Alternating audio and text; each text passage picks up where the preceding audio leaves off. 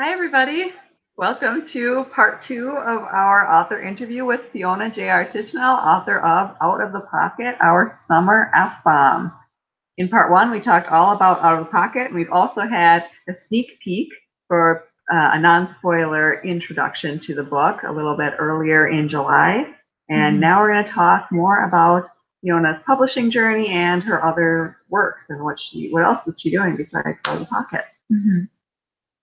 So, to kick things off regarding the writing process, Fiona, do you just want to talk about the inspiration you had for this book, and then maybe talk a little bit about how you sold the idea to your agent and got the whole process going? Okay. Well, the idea came from. Sorry, I'm getting an echo. The idea came from reading paranormal romances as a teenager and growing up with this unresolved relationship with them, wanting to enjoy the parts that I enjoyed of them, of the fantasy and escapism, but being really disturbed by the standard relationships that you see in them, and how what you see shown as romantic is really anything but. And I wanted to play with that and follow that to its logical conclusion. And I usually give my agent like an idea of what I'm working on, and she, in the beginning, she told me, don't do it as a Peter Pan takeoff, skew away from that. And so I did. I made it something else.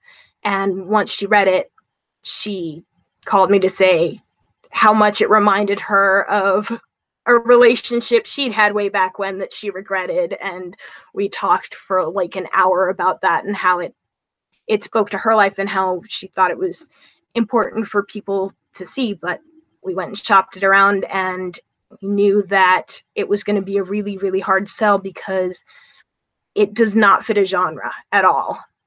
The closest thing you could call it is a paranormal thriller, because it's a paranormal romance, but it's not a paranormal romance. It's a satire of paranormal romances, but it's not a joke. It's a serious satire. And it's young adult, but it's not at all toned back at all. Whatever needs to be in there is in there. It's not sanitized at all.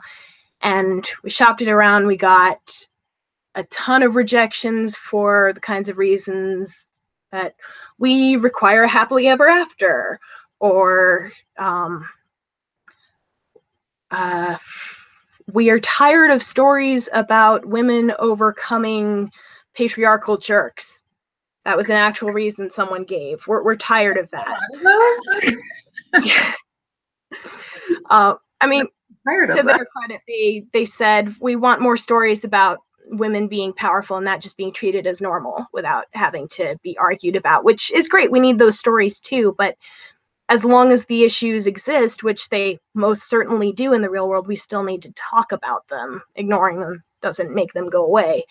And I felt very strongly about that. My agent felt very strongly about that. She encouraged me to go into indie publishing with it, which I'd done a little bit already with republishing some books that we took back from a publisher that got bought out, but we had fallen out with already for various sordid reasons. This was a publisher who at one point told me I wasn't a real author because real authors have friends who own bookstores. Oh my God. So that's hard to have to meet. Yeah, that's what got me into indie publishing in the first place. And I'm still a hybrid author. I self-publish when I want to put something out there that I know a publisher is not going to find suitable to fit in their box, or when I discover that from contacting them. Sometimes I know it in advance that this is not going to be something publishers are going to be interested in, but I believe it's important, or something that I just want more control over and don't want it being turned into something else. But I still do work with traditional publishers too. I've got a book coming out in August called Pinnacle City, a Superhero Noir, which I co-wrote with my husband, who's also an author, and that's coming out from Talos Press, which has been great in its own way because they got an amazing cover artist to do a full personalized cover for these characters, and it's ridiculously detailed and gorgeous, and they of course have the connections to send it for reviews from Publishers Weekly and places like that. So it's a trade-off whichever way you go. There are advantages and disadvantages. Great. So what about some of your previous work? Did you start, so going forward, we know that you're hybrid, but what about, how did you get your start? Did you always shop around agents first? Did you come onto the scene knowing that self-publishing was going to be an option for you? I was originally very resistant to self-publishing because it was in the very beginning of self-publishing becoming more of a viable thing. I was used to that being a thing that crazy people did who would have a garage full of books that no one would ever read and just wanted to call themselves authors without having anybody ever read enough to criticize what they'd written. But it's completely changed, and it's every bit as much a viable option as traditional publishing, because you can actually reach an audience now through Kindle, through all the other platforms that we have available. And there are all sorts of resources available to help writers make their stories the best they can be and to reach people. And it's still difficult. It's difficult either way. Getting an audience through a traditional publisher is also ridiculously difficult, but both of them are definitely good options to consider. And when I started, my first attempted novel, I did try shopping around to agents. That one was supposed to be a paranormal romance, but I played a little bit straighter. I tried to snip out the parts that I didn't like instead of actually talking about them, and it wasn't the strongest story. It was all right. I have one beta reader who loved it, but it was not my best work. And then I moved on and I wrote Confessions of the Very First Zombie Slayer That I Know Of. That was my first published novel. That was the one that got me my first agent and got me the publisher that I ultimately ended up having that falling out with. But at the time, it was a great victory to be acknowledged by a traditional publishing house and to get my work out there and actually being read by people. And so that one was a horror comedy, which was also an early work. Clearly, me learning what I wanted to say, what I wanted to write about, and how I wanted to say it. But that was the beginning for me. Can you talk a little bit about your writing process? It sounds like you are a very prolific writer. Obviously, you have multiple books under your belt. Can you just kind of lay out how you approach a new story, a new idea, or even track your ideas to decide what you're going to work on next? Well, I have a folder in my computer called Scrap Heap that I just keep pieces in that I think might eventually end up going into something later on. And when I'm looking for a new project, sometimes I go in there and look around and see if there's an idea that I can add more to. And it starts usually with one character feeling a particular thing and describing that in a way I haven't really heard described very much. With Out of the Pocket, it was going back to talk about how I felt about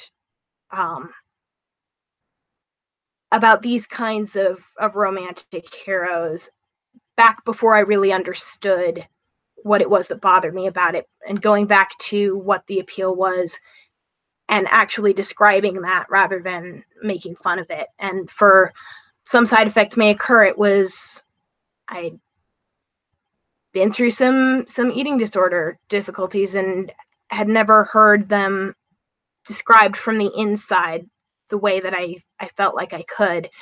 And that's usually where it starts. I'm describing a feeling and then a story builds around it. Why is this character feeling this right now? And where does it go from there? What got them to that place? Sometimes the starting scene is the first scene. Sometimes it's in the middle. Sometimes it's at the end, but it all radiates from somewhere. And then I create an outline. I am an outliner. That part's always hard for me, but I have to do it or I can't get anywhere. And then sometimes I'll start with the most important scenes first and then go beginning to end. Sometimes I'll just start at the beginning and go to the end. And then there's a round of making sure the continuity all works, it all makes sense, and a round of making sure the emotional continuity works. That's one of the most important things to me. Is I hate when characters are feeling one thing in one scene and in the next it's as if the previous scene didn't happen and they're completely in another place without you understanding why. I want to make sure that thread always works properly. And then there's polishing rounds of making sure the language works and gets things across. All right. Well, let's shift things over a little bit. Obviously, we're the feminist book of the month. We've talked about the feminist influences in Out of the Pocket, but can you tell us a little bit about what does it mean to you to be an F-BOM author? What role does feminism play in your work?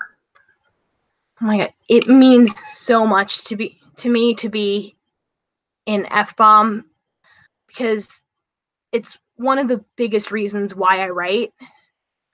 Maybe the biggest reason is to create stories that are important to me as a woman and that I'm not seeing enough of in the stories that get fed to us through, the movies that come out, TV shows that come out, books that you see front and center in the bookstore, and creating those stories that I feel are missing for me, and I think that maybe other women are looking for too, and are not getting enough of, especially young women, girls who are working out their identity and don't have the plethora of different examples that look like them that boys get. And that's always been one of my goals, to be a part of remedying that and to be recognized for that, and to talk with other authors who feel the same way has just been absolutely incredible. And thank you guys so much for inviting me. It's been awesome. Yeah. We're always excited to have a new author come in, and especially when you submitted their work to us. We are still new on the scene, only a year old. So getting submissions, we take those really seriously. So thank you for actually trusting us to read your book. Absolutely. I was so happy when you guys responded. So could you elaborate just a little bit on what do you see F-BOM as providing you as an indie author? Having had that traditional publishing experience, how did they compare? I'm really curious to know. Well, it's been wonderful to get to come into a community that already exists, that I'm not building from the ground up, getting to come into a place where there's people who are looking for exactly this kind of thing, who care about exactly the same kinds of things. And to have that over just going it alone as an indie author is a big deal. But compared with traditional publishing, I also get to be way more involved with you guys, having the forum space and getting to talk to people. There's often a major disconnect when you're working with traditional publishers, where that this number of books have been bought by bookstores, but you have no idea who's reading them and usually what they think of them. You get that small subset of reviews, and that's all. And it's been really great being in the F-BOM forum and getting to see actual people enjoying and talking about books like these. Great. I'm so glad to hear that. I am excited, as our this is just the first month we're featuring out of the pocket. So we have 2.5 more months to go of people getting the chance to finish the book, dive into the forum, ask their questions to Fiona, and have a real conversation. It doesn't just have to be a one-time question. You can go back and kind of go back and forth for a while. That's always the most fun I've seen. I can't wait to hear from more people, and I can't wait to see what people come up with for the Flash Fic contest too.